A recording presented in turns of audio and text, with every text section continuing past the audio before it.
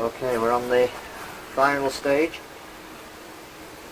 which is the clear acrylic lacquer. Now I've already put like 3 coats on, and when I was building the lacquer up I noticed, I'm giving it around about 10 minutes before each coat, but I have noticed that after 3 coats I've been touching, it's still quite rough because it's a metallic paint, and I think it needs more lacquer.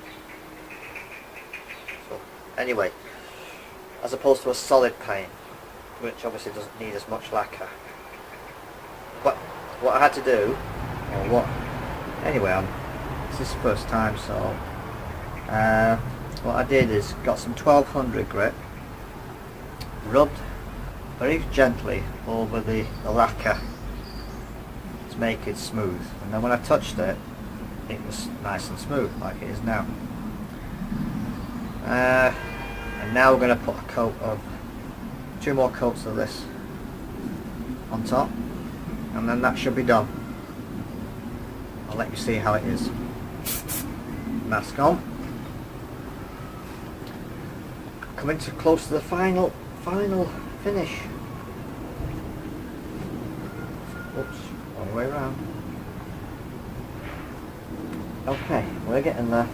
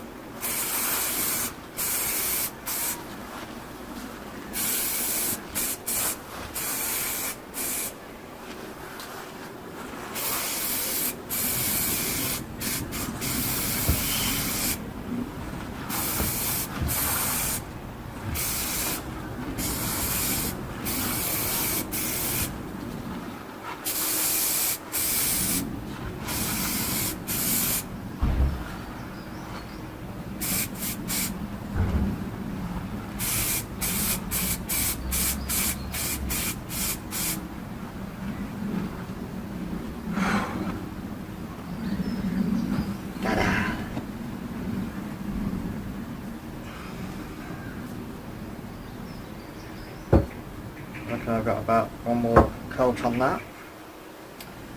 Then what we're going to do, I'll let you see what we've done so far. Right.